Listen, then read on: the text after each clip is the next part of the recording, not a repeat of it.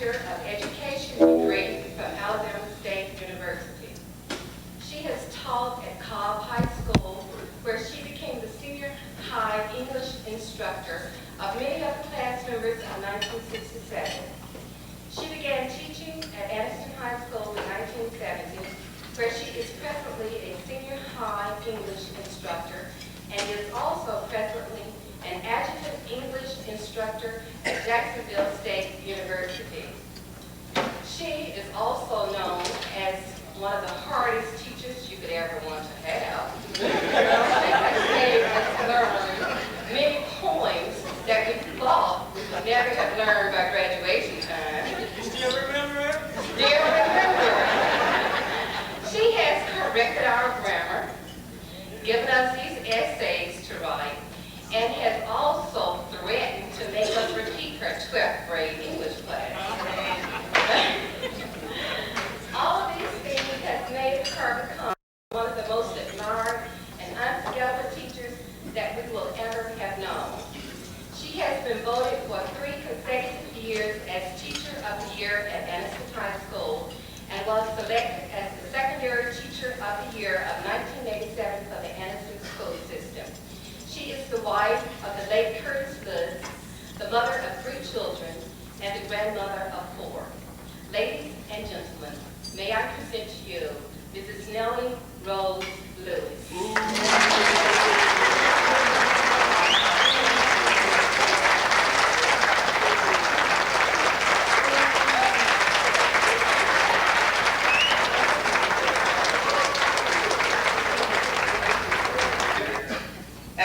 Certainly honored that you should ask me to come here to speak at your class reunion.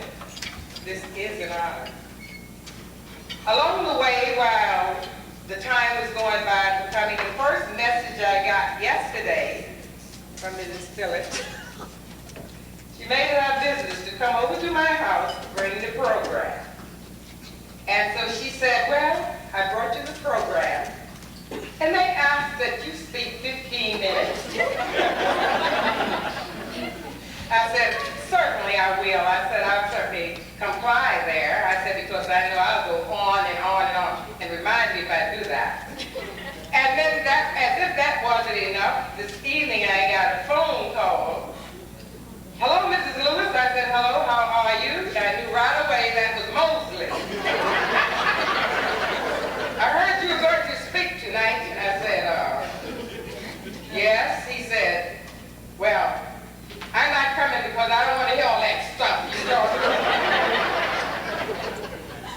I said, all right. I said, but you come, so when I lay you out, you'll be there to hear it.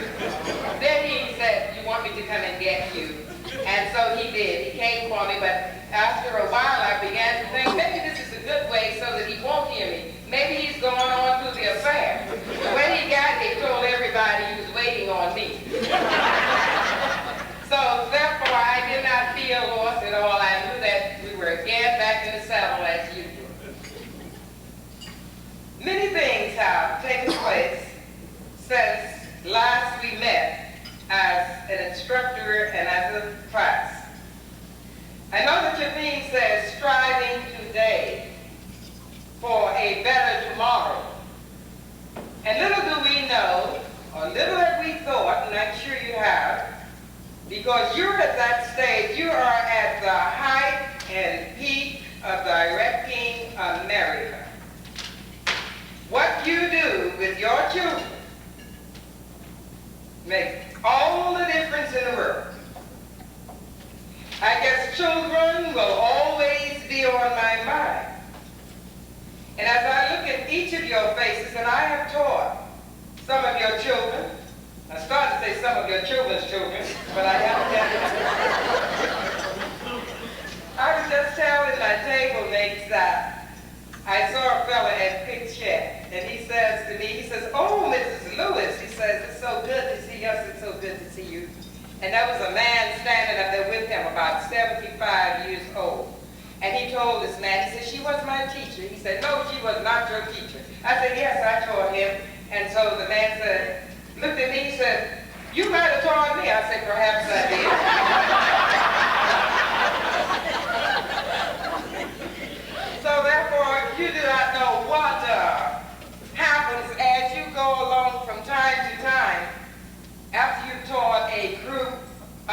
people. But if you think that's bad, here's one for you. I might have told you this 10 years ago, as Mosley said there. This is his 10th year, his 10th anniversary for his class. I said, yes, I realize, Mosley, it is. I wish it were. Then I would know that I would have that much longer. But I saw this fella in the store, kept watching me, and I said to myself, gosh, this old man certainly is watching me, you know? And so I said, well, maybe if I go to when I go to the counter, he turn around and watch again. I said, when I go to the counter, I'm going to say good evening. And then maybe he would stop watching. I thought he was trying to get flipped. So sure enough, I got to the counter and he eased up to the counter. So he looked at me. He said, ain't you Miss Rowe? Oh my goodness, no. He said, I said, yes, but I came here as a Miss Rowe. He said, you remember me? I said, yes, I told you. But I said, well, I was wrong that time. That was the student that I had told. And so time does go by. And presently we find ourselves, class, at the crossroads. As we strive today for a better tomorrow, I certainly want to just call to your attention a few things that will confront you. I say you because you are at the crossroads. That will confront you if your tomorrow will be better. Well, we see a lot of things that have gone by, and I guess this is not a funeral, and we do not want to cry about the decrease in the high school at Cobb. That's one sign of the times. And now they are still moving. I think the next stage, coach, is it primary? That's the next step. So if you wait another 10 years to come back, I guess it will be no more. But that's one vanishing cornerstone that has substantiated you here in this community, a sign of the passing of time at the crossroads. Then there came integration, which you do not have to be reminded of. And today, as a result of this, again you find yourself at the crossroads. The crossroads this time has to do with where are your children education-wise? How much are they learning education-wise? You know, I took some things for granted when I was teaching over at Cobb. I took for granted. I said, now when I go to Anderson High School, they're integrating these things. They say you're going. So I said, well, I expect to work a little while longer, so I guess I'll go. And I assumed, because I'd always heard, these people are self-motivated. And I guess as naive as that sounded, I said, well, we just have to push our children. We have to push them to do. And we know their mothers and their fathers, and we know from whence they came. And all kinds of students have come out from Cobb. People in all walks of life like you are. People of all calibers, good neighbors, good citizens, political people, all kinds of people. I said, we're going to have to, I guess when we go over there, then at least I won't have to push them so hard. Boy, did you have to push. And you know what that brought to my mind? It doesn't come in cost. And that's why every time I see one of these scales, that every test that is taken, you're on the bottom of the totem pole. That is not so. At the crossroads, let us not be programmed and thinking that we are less capable than any of the races of people in this country. And in order to do that, we're going to have to be concerned parents. Some of your children have graduated already, but you must still be concerned. Some of you still have younger children in school. Do not let them graduate from high school with without an education. Now that's dangerous. And if you're not careful, you will be at the crossroads of those children. Believe it or not, the pendulum is swinging. Did you notice who Reagan put it up for the Supreme Court? Be ye not asleep. The wheel of fortune goes round and round. And where it stops, nobody knows. But it has come a time when we're going to have to find out where it's stopping and why it's stopping there and do something about it. We cannot sit back until the ring of the chain is so harsh until we do not notice it. We have a passive group of people going along right now. You ask them about the civil rights movement, they know nothing about it. You ask them about Martin Luther King, they know nothing about it. One day I was talking about the Reformation in class, Martin Luther. And as I talked to them about the Reformation in the medieval period, 14th century, one student raised his hand so bright and red, he said, "Yes, Mrs. Lucas, this was last spring, man." "Oh yes, that's the man that led the civil rights movement." I said, "Do you realize this is in the 14th century?" Yes, I hear them talking about Martin Luther King. And I didn't say anything to him. I said to myself, "My friend,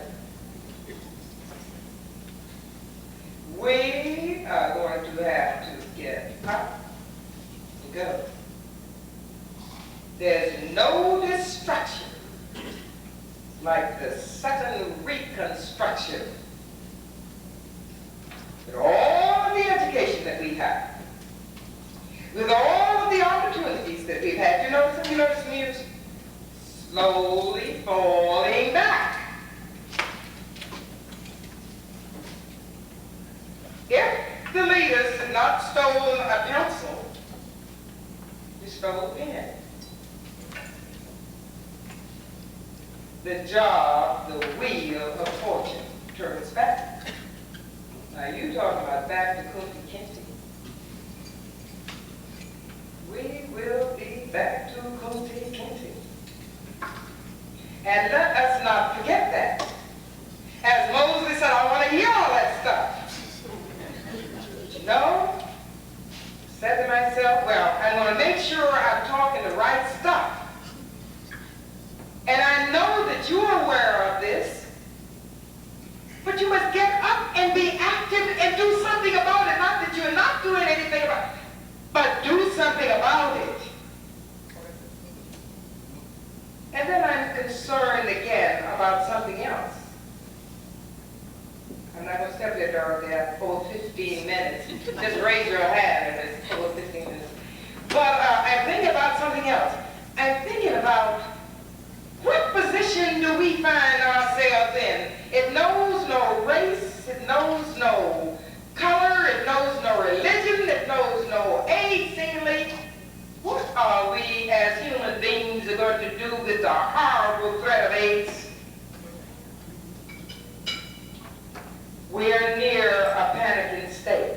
We do not know whether to say, well, we can't say, well, I don't want my children to get it, but how do you know where it is? I don't want to get it. And you know what? I heard the most ridiculous thing last night on the news with Carpenter. Presently, they are putting AIDS people in jail, as you heard, because they have threatened the lives of people, some of them, by biting or spitting on them. If that's the only way that you catch it. And we learn later that it's not all through sex either. So therefore, people who are not even involved in the situation can come up, as we say, with AIDS. We must make it our business to be educated about AIDS. people with AIDS that go around and give blood. You know, you're almost afraid to have blood if you need a blood transfusion. They tell me the safest thing to do is to give your own, but how do you know they're giving your own back to you? And America is just about to panic. That reminds us of the Black Death. That reminds us of the biblical saying, there will be plagues, there will be wars, and there will be rumors of wars. Where do we stand? What are we doing? How are we informing our teenagers? What are we doing? We're at the crossroads. We're at the crossroads to cross into a better tomorrow. And I'm concerned, class, about young black men.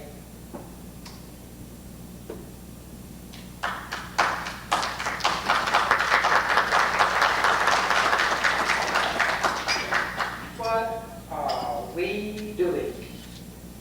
When I look in the special ed class, in the remedial class, 95% of the people in those classes are young black men. We're losing our fellas, we're losing our men, because we have already branded them as mentally slow or retarded. You know why they're in? Because they are active, because they cannot be handled or disciplined.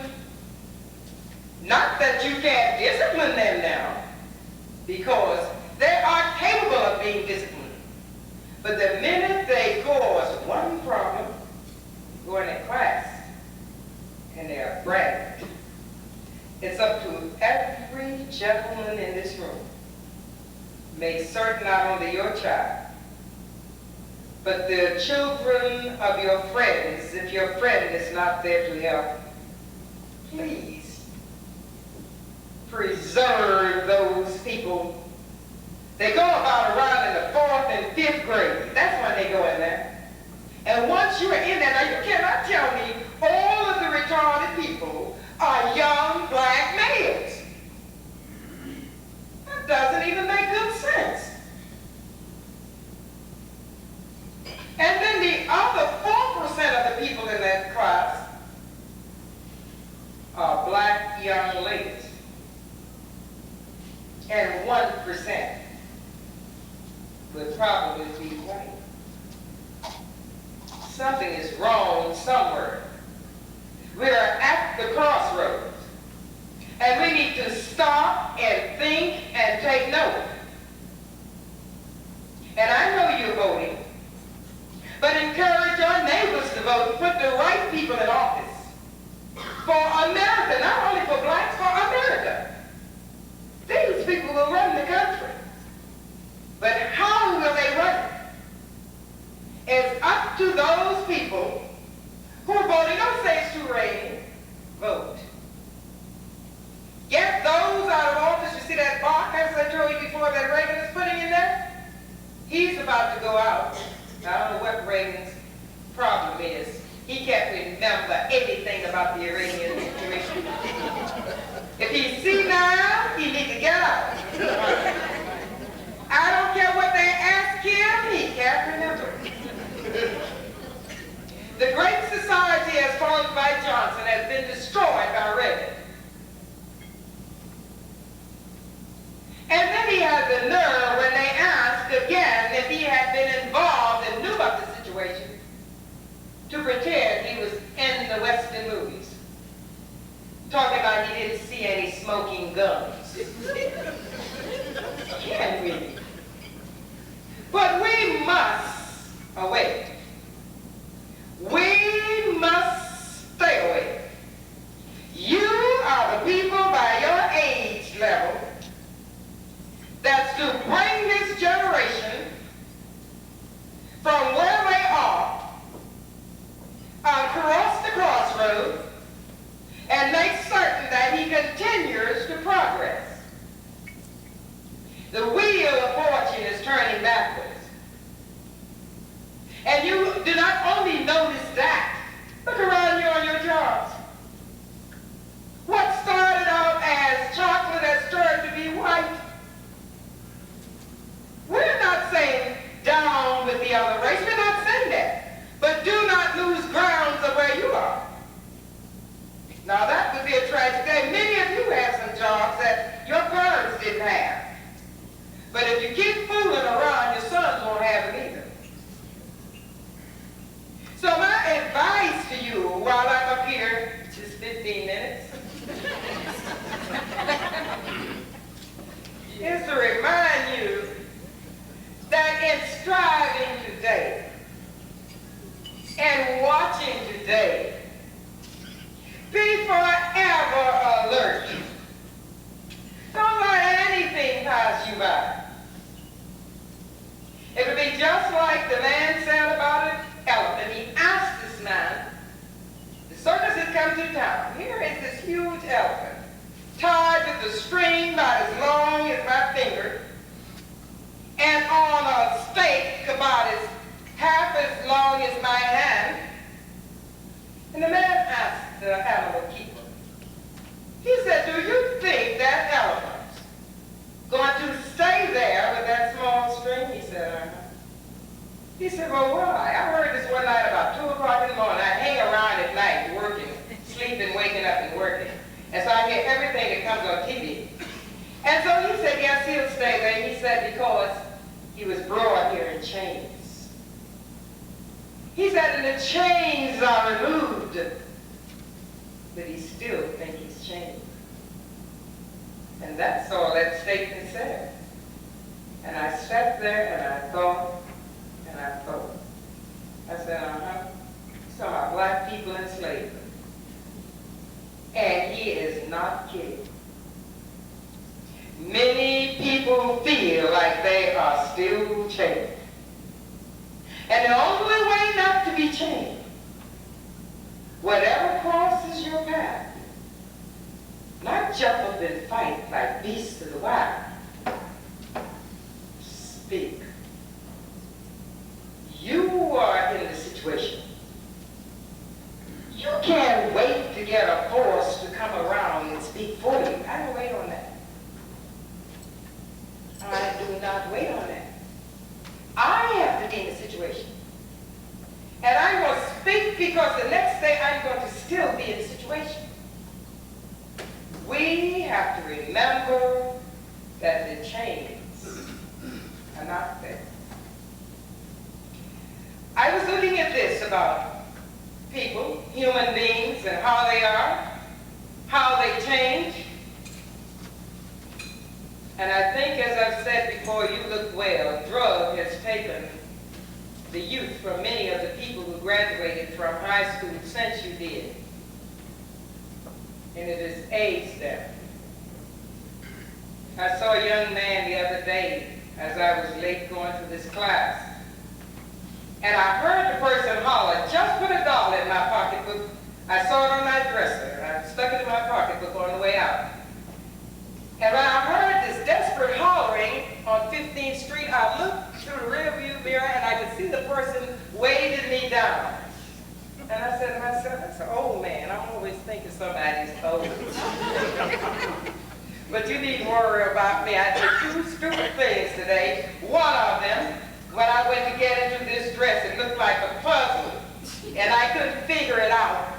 And so I said, that's a sign of age. All right, so this young man continued to run, so I slowed up and pulled to the side of the road. And the close he got to me, he was gray-bearded, white hair, and I wanted him to come close as late as I was for class, so I could see who that was. And I saw him. And I remember his face in the classroom. I couldn't get his name. So he says, I need somebody to talk to. When he said, I see you pass here all of the time. When can you stop? He was on the corner. And talk to me. I said, well, I'll look for you when I come back by. He said, I'm not always on this corner. says, life has not treated me well. I said, well, how have you treated life? He said, I did my best. But looking at him, a young man, and he was a young man, he looked like he was about 60 years old. So I reached in my pocketbook and got this dollar that I put in there. I said, as I told Mosley on the way here, maybe I put this dollar here. And I gave it to him. And he said, thank you very much. And I'll see you when you pass again. I said, yes, when I pass again. How? But it's tragic. The way man abuses his life, the way man wastes his life, the way man tranquilizes himself nowadays. There's some people on drugs who don't know what you know. They're on prescriptive drugs, like Betty Ford, and can't get off of it. We need to watch that. A passive person in an active society. As one author says, and I'm going to close my mouth before you complain. The astonishing thing about the human being is not so much his intellect and bodily structures, profoundly mysterious as they are. The astonishing and least comprehensible thing about him is his range of vision, his gaze into the infinite distance, his loving passion for ideas and ideals, far removed from his material surroundings and animal activities, and in no way suggested by them, yet, for which such is his affection, he is willing to endure toils and privations, to sacrifice frustrations. The inner truth is that he himself is a creator by birth and nature. He is an architect.